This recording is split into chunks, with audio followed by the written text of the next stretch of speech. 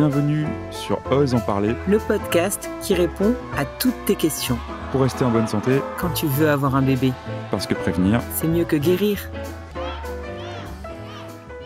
Salut Vincent. Salut Hélène, ça va? Ouais, et toi? Alors, avec nos discussions, ça commence à mûrir? Ouais, bah écoute, carrément, en fait, si tu veux, là d'un côté, c'est super, parce disons que je me sens beaucoup moins dans l'inconnu sur toute la phase de avoir un enfant et arriver jusqu'à l'accouchement à peu près en bon état. Ça, c'est quand même quelque chose qu'on a bien couvert, mais bon, en fait, il y a déjà le gros truc dont on parle pas, qui est ce moment de l'accouchement, mais qui encore est un moment où tu es très accompagné, donc ça m'inquiète pas tant.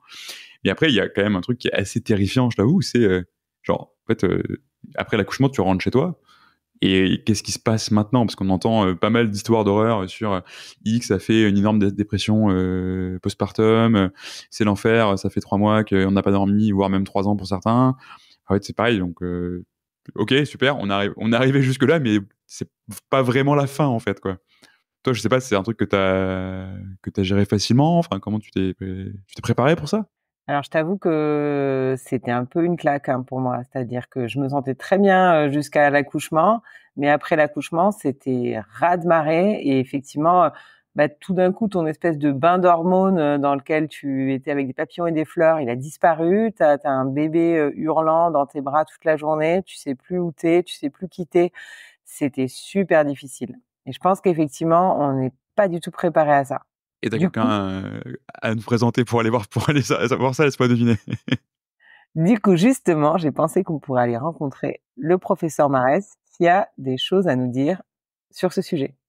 Allez, allons-y.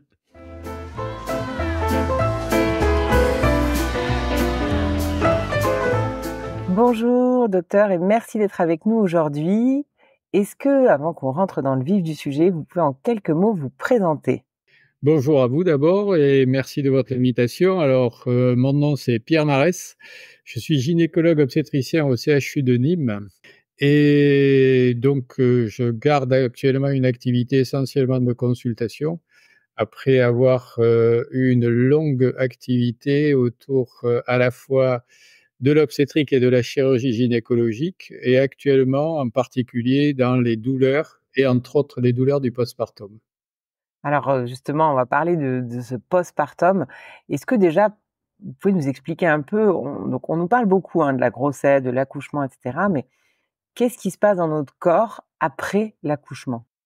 Alors, c'est une vaste question. Il y en a qui écrivent des livres de 1000 pages dessus, donc c'est pas les 1000 jours, mais pas loin. Donc, pour être très synthétique, je vous dirais que le corps, on est corps et esprit déjà. C'est-à-dire que on ne peut pas dissocier ce qui se passe au niveau physique, au niveau musculaire, au niveau anatomique, de ce qui se passe au niveau hormonal et de ce qui se passe au niveau psychique. Donc c'est tout ça qu'il faut prendre en charge, c'est-à-dire qu'il faut porter une attention non pas à un problème, mais à la femme dans sa globalité. Et je rajouterais même dans son environnement, familial, social, professionnel. Donc tout ceci en fait, et j'anticipe peut-être une question que vous alliez me poser, c'est que théoriquement ça devrait être préparé. Parce qu'il est sûr que ce qui se passait dans une histoire du siècle précédent où il y avait la naissance, mais en général, la femme et le couple qui avait un enfant se retrouvaient dans un environnement familial. C'était peut-être pas mieux sur le plan technique, mais c'était favorisant sur le fait d'expliquer qu'est-ce qui va se passer, comment tu vas aller, etc. Les petits problèmes de douleur, les problèmes d'accompagnement des enfants.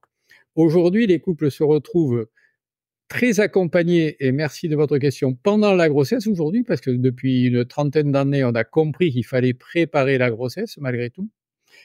Et en fait, au moment de l'accouchement, une fois que ça s'est à peu près bien passé, eh bien, le couple se retrouve, la femme d'abord, et le couple se retrouve tout seul face à leur situation. Les problèmes que vous venez d'évoquer, on va y revenir. Le fait d'avoir un enfant qui peut être adorable, mais qui peut pleurer la nuit, et on est déjà fatigué par la grossesse, vous rajoutez d'être réveillé 3 ou 4 fois la nuit, je vais vous dire, l'ambiance et le tonus, il ne sera pas présent facilement. Et l'homme, face à tout ça, qui comprend pas toujours très bien, je parle en tant qu'homme, bah, si on n'a pas été informé, on se dit comment ça va tenir et comment on va y arriver, ne serait-ce que donner le biberon, faire le linge, etc. Et tout ça pouvait être en partie préparé quand j'ai commencé mes activités d'obstétrique. On avait environ une semaine avec la femme qui avait accouché. Donc, il y avait tout un travail d'éducation qui se faisait. Aujourd'hui, elles rentrent et quand elles sont dans une structure qui est sympathique, ça dure 48 heures quand tout va bien, même si elles ont des points. Donc, elle n'a pas eu le temps de se retourner, cette dame. Et son mari n'a pas eu le temps de voir une seule fois langer, peut-être une fois ou deux, langer les enfants. Donc, c'est vrai que ce que vous posez comme question est important. Alors, pour revenir à votre question, et je vais peut-être être un peu long, c'est qu'il y a des variations anatomiques pour les muscles, parce qu'il y a quand même eu une distension physique importante. Il y a eu un travail sur le rachis, sur le bassin, sur les membres inférieurs. Donc ça, c'est déjà au niveau physique. Et la préparation à l'accouchement, mais il faut savoir qu'en France, il n'y a que 25% des femmes qui font une préparation à l'accouchement. Donc ça, si vous pouviez faire passer ce message, un accouchement, ça se prépare, ce serait une bonne idée. C'est comme quand on va faire un match de tennis, un match de ce qu'on veut, eh bien, ça se prépare. Ensuite, il y a des variations hormonales dont on leur a souvent pas parlé qui vont se passer. C'est-à-dire que dans le postpartum immédiat, il y a un effacement de l'imprégnation hormonale et une baisse des hormones, en particulier des estrogènes. Donc, il peut y avoir des sensations de sécheresse vaginale, de gêne. Et donc, s'il y a un essai de rapport, ça peut être très désagréable pour la femme, si on ne lui a pas expliqué. Et l'homme peut ne pas comprendre. Et donc, il faut l'expliquer au couple. Et ensuite, il y a quelque chose que vous ne pouvez pas et qu'on ne peut pas négliger, qui est le stress psychique de l'accouchement, parce que même si la naissance, c'est une chance, ça reste un moment de stress. Et vous avez après la femme qui doit s'adapter à ce tout nouvel environnement, qui est aussi son changement au niveau corporel, de son image, de sa perception de son corps. Et donc, sur le plan psychologique, il y a tout ceci qui arrive, si j'ose dire, en vrac. Et face à ceci, ni la femme ni l'homme n'ont souvent été préparés. Typiquement, vous parliez du rôle du père et plus largement du second parent, il y a effectivement une partie de se préparer à accueillir cet enfant, savoir le changer, enfin, se réveiller la nuit, donner des biberons, etc. Mais qui sont des choses vers lesquelles instinctivement on va aller quand on est dans ce rôle-là en amont. On se dit, il faut quand même que je sache faire ça le jour où mon enfant arrive. Par contre, c'est quelque chose qui fait un peu peur et qui peut être assez désarmant et auquel on n'est pas préparé. C'est un grand inconnu. C'est potentiellement, on peut se retrouver dans une situation où son partenaire est dans une situation de douleur, de déprime, qui peut être, a priori être sévère, de ce que je comprends dans les cas de dépression postpartum, etc. Et ça, pour le coup, on n'est absolument pas équipé pour savoir quoi faire, parce qu'on n'est ni psy, ni médecin, etc. Donc, comment est-ce qu'on peut faire pour être là, non seulement pour son enfant, mais aussi pour son partenaire dans cette période de post-accouchement? Vous avez déjà ce que vous avez évoqué, parce que je me suis trouvé dans cette situation. C'est pas parce qu'on est médecin qu'on a appris à langer un enfant et à préparer C'est un vrai. biberon. Donc, je vais vous dire, on est tous à égalité là-dessus. Et donc, c'est vrai que tout ceci n'est pas préparé. Donc, ne serait-ce que ces aspects purement fonctionnels doivent être préparés. Alors, si en plus vous avez à côté une situation qui peut porter du côté de la mère vers un état un peu ce qu'on appelle le postpartum blues, qui n'est pas la dépression du postpartum, hein, mais il y a une période de vague à l'âme, etc., de sensation de difficulté un petit peu, eh bien, c'est là où la présence de l'homme est importante. Et que si on ne l'a pas informé, il va être en difficulté. Parce qu'il va se dire, ben, ça y est, l'accouchement s'est passé, tout va bien, elle est rentrée à la maison, on m'a dit qu'elle allait bien, et il comprend pas. Et il comprend pas. Donc tout ça doit être préparé. Ça doit être préparé pour être informé.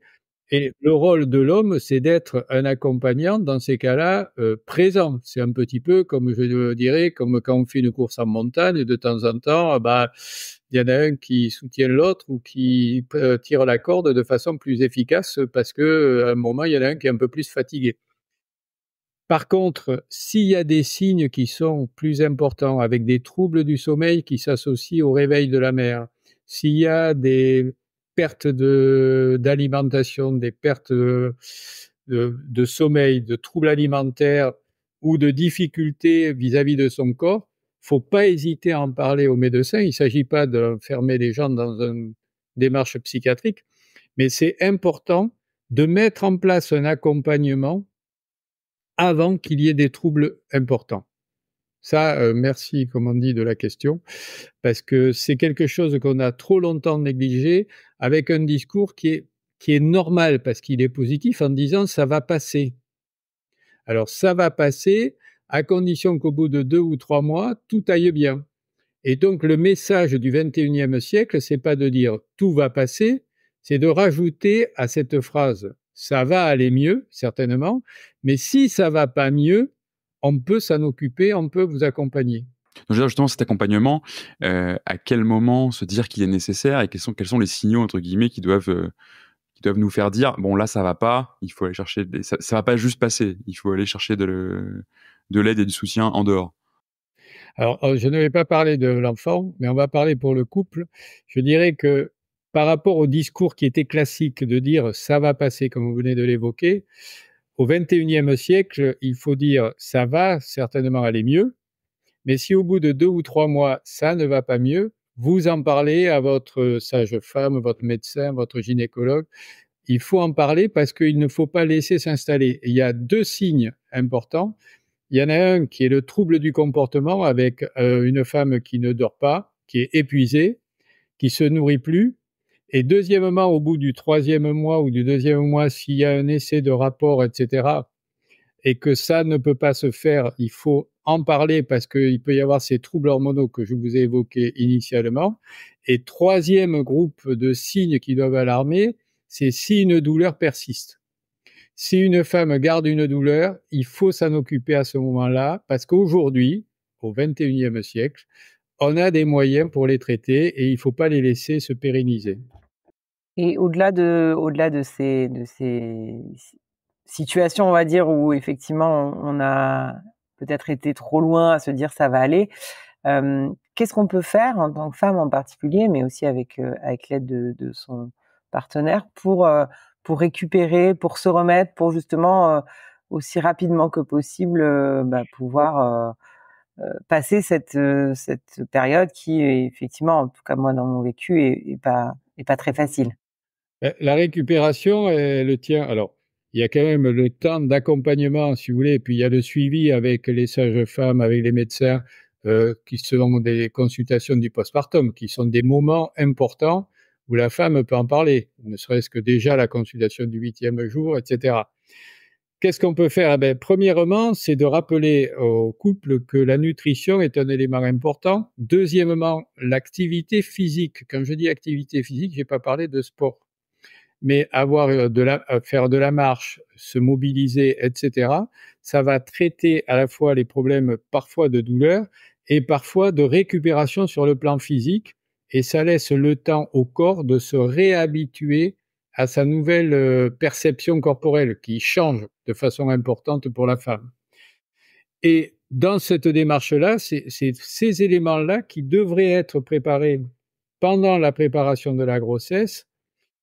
D'autant plus que maintenant, comme je vous l'ai dit, il n'y a plus de séjours en maternité qui permettent de faire ce relais.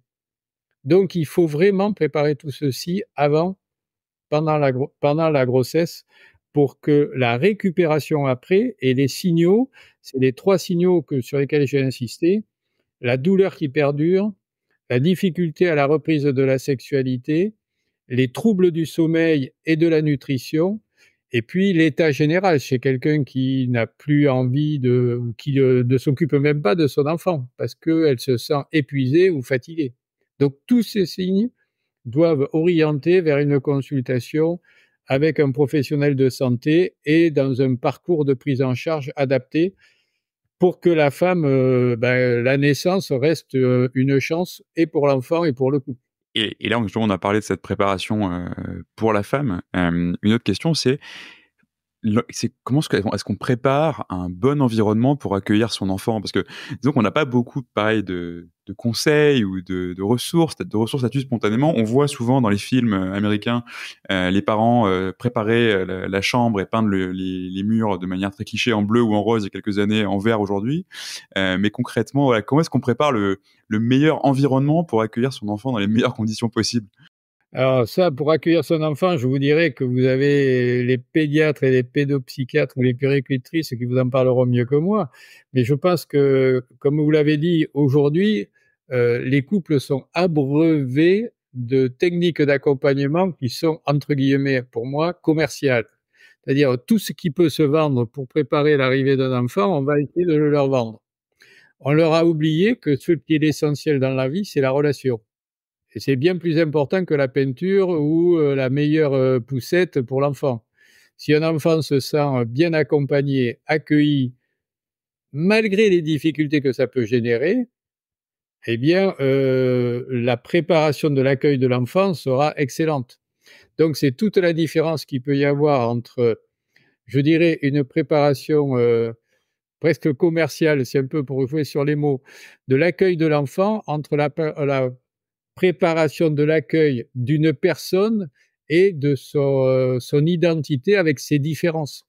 C'est ça qui est important parce qu'un enfant qui arrive, ça va bousculer les habitudes. Il va falloir changer ses plannings, il faudra les organiser différemment. Il va falloir modifier son organisation, il faudra peut-être modifier des emplois du temps. Le vrai accueil, il est plus dans la façon de percevoir comment moi je vais vivre par rapport à l'enfant, plutôt que comment je fais pour que lui, il se débrouille. Je ne sais pas si vous voyez la différence qui est quand même très subtile, mais essentielle. Et justement, vous auriez un exemple qui illustre ça? Un exemple, c'est difficile. Je vais dire, c'est un petit peu comme les gens qui qui auraient fait exactement ce que vous avez dit. Ils ont fait les peintures, ils ont acheté la meilleure poussette sur Amazon qu'on vend avec je sais pas qui, et ensuite ils ont aménagé tous les jouets pour les enfants. Simplement, lorsque l'enfant se met à pleurer la nuit, il l'engueule. Voilà, je vais vous dire, c'est ça la différence. La différence, c'est d'accueillir l'enfant parce que c'est une personne. C'est une personne dans son intégralité et sa différence. Et donc, alors, il ne s'agit pas de faire n'importe quoi, mais vous pouvez avoir des enfants qui pleurent jusqu'à 2, 3 ans. Donc, c'est toute une organisation.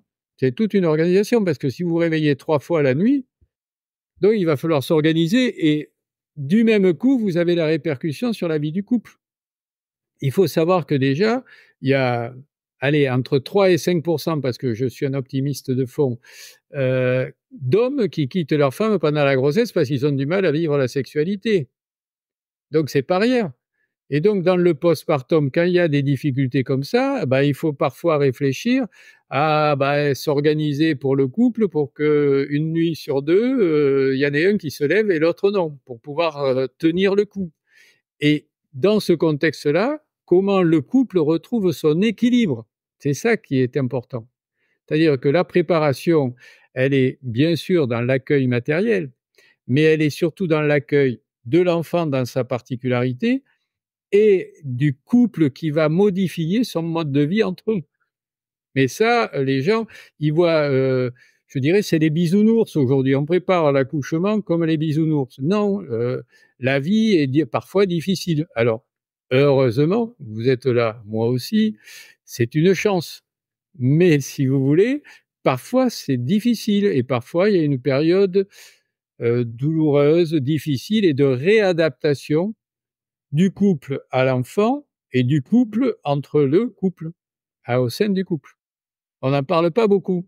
Et merci de poser les questions parce que c'est à mon avis ça qui est le plus important si on veut, 10 ans après l'accouchement, se dire: «Bah, c'était quand même génial au fin de compte».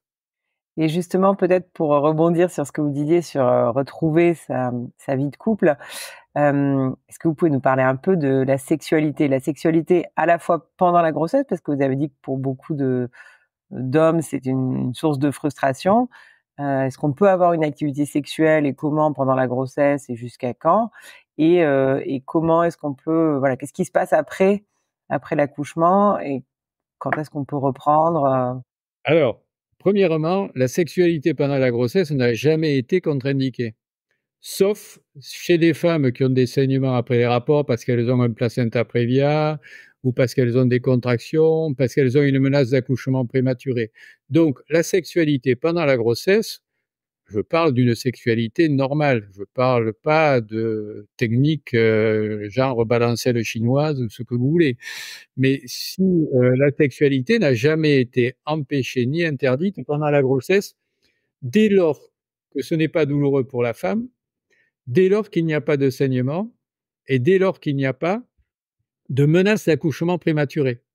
Et ensuite, souvent, ce que je dis, et moins souvent aujourd'hui, mais ce que je disais régulièrement aux jeunes femmes et aux couples, c'était, à votre âge, vous pouvez être inventif. La sexualité, ce n'est pas que la pénétration vaginale. C'est-à-dire, c'est ça qui m'étonne, c'est qu'au XXIe siècle, on nous parle de tas de choses, et des choses aussi banales qu'une sexualité diversifiée mais agréable, on ne sait pas s'en servir. C'est quand même étonnant. C'est-à-dire, il n'y a pas que la pénétration vaginale dans la sexualité, on commence à le dire, mais il faut l'expliquer. Donc ça, alors ça, peut-être que c'est pour nous les hommes qu'il faut nous l'expliquer, parce que nous sommes beaucoup plus simples et moins subtils que les femmes dans ce domaine-là. Mais ça fait partie de l'information pendant la grossesse que doivent faire les gynécologues, les sages-femmes, etc., et les médecins. Bon, premièrement, pour la réponse pour la grossesse. Deuxième étape, par rapport à la sexualité du postpartum. Alors, la sexualité du postpartum, vous pouvez avoir les couples et tout va bien, aucun problème. Bah, tant mieux pour eux. Puis vous pouvez avoir les couples qui vont essayer d'avoir un rapport au bout d'un mois et demi, de 2 à 3 mois, et il y aura une douleur qui va apparaître. Alors, à la fois, il faut leur dire que c'est pas tout à fait normal, mais c'est pas inquiétant. Pourquoi? Parce que ça rejoint ce que je vous ai dit, c'est-à-dire que dans le postpartum, surtout si en plus la dame allaite de façon très régulière, il y a un déficit estrogénique et donc il peut y avoir une certaine sécheresse vaginale. Et donc il faut informer les femmes d'utiliser un lubrifiant et ça va marcher, ça va être tout simple. Mais il faut que les hommes soient au courant parce qu'ils peuvent se dire, si vous voulez, c'est comme ça crée des conflits parce que l'homme se dit, bah, elle va bien, tout va bien, on m'a dit que tout est cicatrisé et ça marche plus. Donc, elle veut plus de moi, elle s'intéresse plus à moi. Vous voyez ce que je veux dire, hein? C'est comme ça que les couples se créent des problèmes parfois dans le postpartum. Parce qu'on ne les a Mmh. pas accompagnés. Ça rejoint ce que vous me disiez tout à l'heure. Et ensuite, il y a les dames qui ont eu soit une déchirure, même s'il n'y a pas eu des points, qui ont eu des points, qui ont eu une épisiotomie, et qui peuvent avoir mal lors du rapport. Et à ce moment-là, il faut en parler aux professionnels de santé parce qu'on a des solutions pour les accompagner. J'en profite et je n'avais pas pensé lorsqu'on en avait évoqué en préalable, mais on peut trouver ces douleurs chez les femmes qui ont eu une césarienne. Ça, c'est un message fort du XXIe siècle qu'on ne disait pas il y a une quarantaine d'années. C'est-à-dire qu'une femme qui a eu une césarienne peut avoir des douleurs du périnée. Ça peut paraître étonnant, mais vous avez un magnifique mémoire qui a été fait par une sage-femme d'une école, alors je crois que c'est Angers, qui était remarquable, expliquant qu'on retrouvait presque autant de douleurs du périnée chez les femmes qui avaient eu une césarienne que chez les autres, que celles qui avaient eu un accouchement par voie basse normal.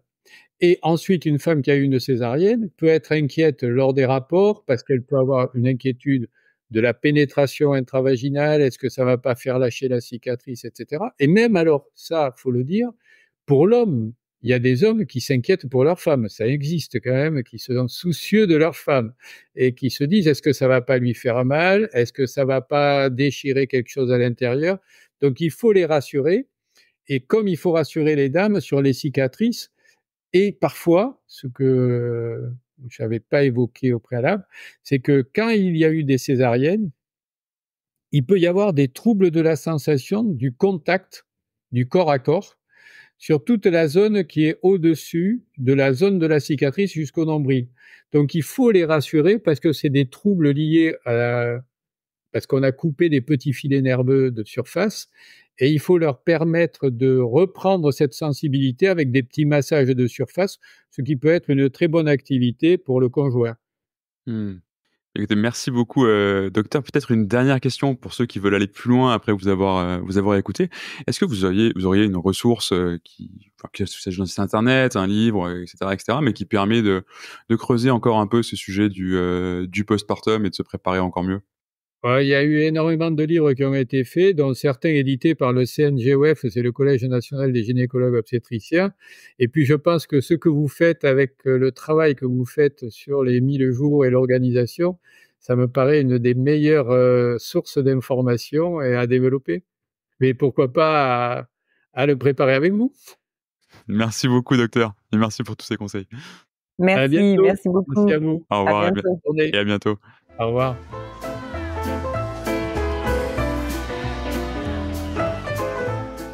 Bon, bah, trop bien.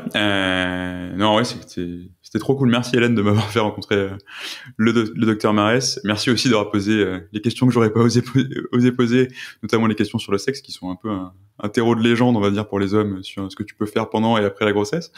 Mais non, mais c'était hyper bien. Et puis tout ce côté, avec la préparation, c'est pas forcément juste acheter une poussette de marque X ou Y et se dire qu'on est prêt. C'était plutôt cool à entendre aussi, quoi. Mmh. Oui, vraiment cette idée que c'est effectivement un bouleversement, c'est une période pas facile et donc voilà, la tempête, il faut la prévoir, il faut la préparer, et il faut s'accrocher à 2 et savoir s'écouter. Moi, j'ai beaucoup aimé ce message de dire, heu, le «ça va passer», ça marche pendant 1 mois ou 2, mais ensuite, non. S'il y a quelque chose qui persiste, faut savoir l'écouter et écouter les douleurs des femmes. On n'est pas que des chochottes, qui, sont pas capables de gérer une petite douleur. S'il y a quelque chose qui persiste, c'est Mm. qu'il y a un vrai voilà, il y a un sujet et c'est important de pouvoir le traiter au plus vite. Ouais, puis justement, c'était hyper rassurant de savoir quels étaient les signaux d'inquiétude, parce qu'à l'inverse, on peut avoir tendance à trop s'inquiéter, trop vite et pas savoir où mettre le curseur. Donc, bah, c'était vraiment très cool en tout cas. Merci beaucoup, Hélène. Avec plaisir. À bientôt. À bientôt.